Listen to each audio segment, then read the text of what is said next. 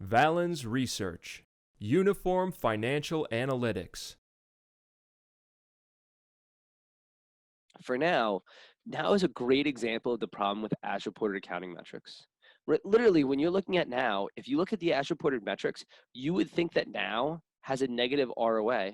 More importantly, you would think that now has a negative EPS. You would think now is losing money. In reality, ServiceNow isn't losing money. It's not losing 15 cents a year. ServiceNow is actually making over $3 a year in real earnings when we remove the accounting noise.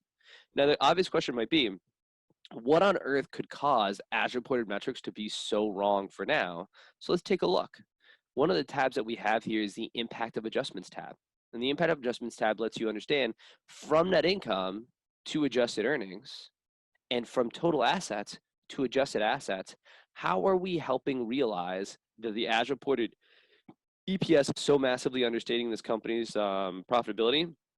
And how are we helping understand that the as-reported ROA of this company is so wrong? And the reason why, a couple huge ones. One is a bunch of what now's net income is being pressured by is stock option expense. Stock option expense is a non-cash charge, right? Literally, you are telling management, we are not going to pay you cash compensation. Instead, we'll pay you in stock.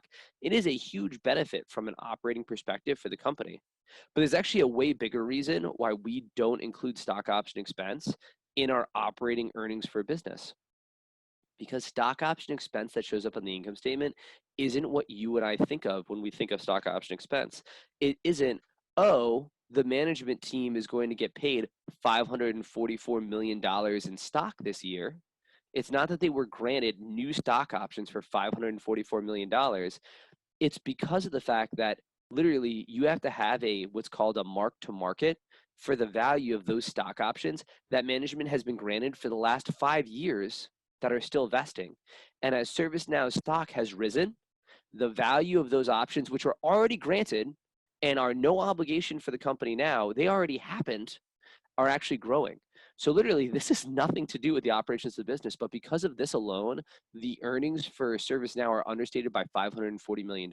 On top of that, because of the fact that as reported GAAP numbers cause ServiceNow to have to expense all of their R&D, as opposed to capitalizing it as the company is investing in the business, that also massively understates the earnings. By making those and a few other adjustments, we can realize ServiceNow isn't losing money. It's actually making a ton of money right now. And on top of that, it helps us understand when you look at the as-reported metrics for ServiceNow, you see a company with a PE of 73 times, and you go, I have a company that's losing money and is trading at 73 times PE. That makes no sense.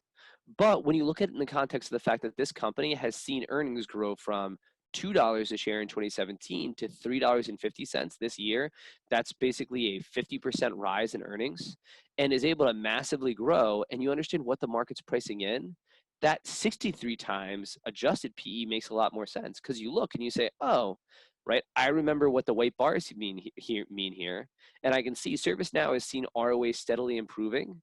All of the market's pricing in right now for ServiceNow is for ROAs to basically stay flat, with the company continuing to grow at the rate it has the last several years. And when I think about how big the market opportunity is for ServiceNow in their end market, in their software market, that doesn't look crazy at all.